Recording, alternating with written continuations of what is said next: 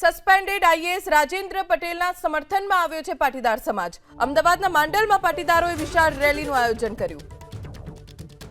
Team બનાવવામાં આવશે 15 જણની 4 team અને એના ઉપર એક 10 70 જણની ટીમ। આપણું એક પ્રતિનિધિ મંડળ પહેલા આપણું આસ્થાનું કેન્દ્ર ઉમિયાધામ જશે।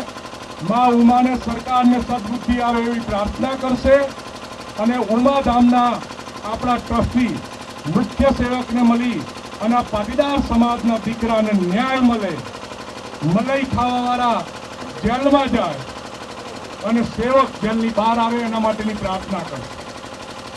બીજા દિવસે બીજી એક ટીમ વિશ્વ ઉમિયા ફાઉન્ડેશનમાં જશે, ઉમિયામાના આશીર્વાદ લેશે, લાગતા વળગતાને સદબુદ્ધિ મળે એવી પ્રાર્થના કરશે।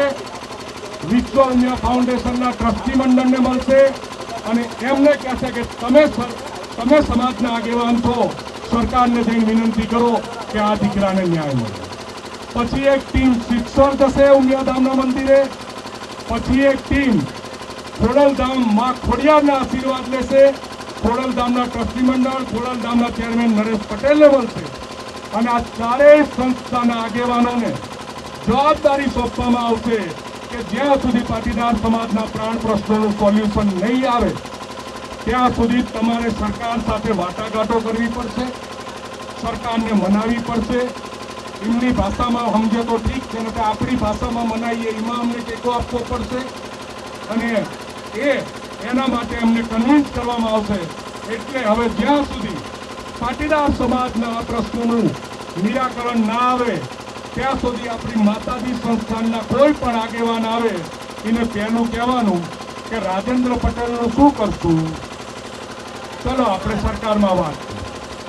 આપણા પાટીદારના દીકરાને જેલમાં પૂર્યો છે એનું શું કરશું, એમ કે તમને એમ સમજાવે કે એ આરોપી છે તો કે આ રહ્યું બીજા આરોપીઓનું લિસ્ટ, જે ઈડી રાજેન્દ્ર પટેલના આવી એ જ ઈડી બીજા જવી જોઈએ। જેવી રીતે 24 કલાકમાં રાજેન્દ્ર પટેલ સસ્પેન્ડ થયા એવી જ રીતે એરિયાઈ સસ્પેન્ડ થવા જોઈએ। આ વાત દરેક રાજકીય નેતાને કરવાની, આ વાત તમામ સામાજિક સંસ્થાઓને કરવાની છે અને કાલ પરમ દિવસે આપણું આ ડેલિગેશન સામાજિક સંસ્થાઓને મળવાનું ચાલુ કરશે અને સામાજિક સંસ્થાઓને જવાબદારી સોંપશે કે એ સરકાર સાથે વાટાઘાટો કરી અને આ પ્રશ્નનો વહેલામાં વહેલી તકે નિરાકરણ લાવે।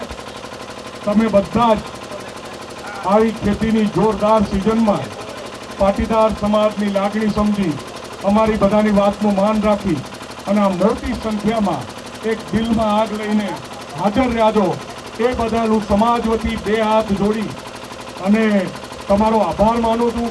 આ રોડ સમાજ ઉપર હંમેશા તમારું રહેશે અને બીજી એક વિનંતી કરવા આવ્યો છું, કોઈ વાતમાં ભવિષ્યમાં પડતા નહીં। પટેલિયાન દીકરો હલવાય એટલે આપણે આવરી આવી જવા, પછી ખોટો હશે તો આપણે 2 લાફા મારશું। 12 વારો મારવો જોઈએ નહીં। ઘરનું છોકરું કોકની સાયકલ તોડીને આવે તો આપણે ઘરે લબોચાની 2 ઠોકી દેવાની, પણ એ બાજુવાળો ઠોકે એ તો નહીં સહન। એટલે આ જ પારિવારિક ભાવના પાટીદાર સમાજે જાળવીને રાખવાની છે અને બહેનો અનામત આંદોલનની લડાઈમાં સૌથી વધારે ભૂમિકા બહેનોની હતી। આ લડાઈમાં અમારે સૌથી વધારે ભૂમિકા તમારી જોઈએ હતી। જ્યારે જ્યારે કહીશું ત્યારે આવતો ને। ખૂબ ખૂબ આભાર મારી માતાઓ, ખૂબ ખૂબ આભાર સમાજ। આભાર વણુભાઈ।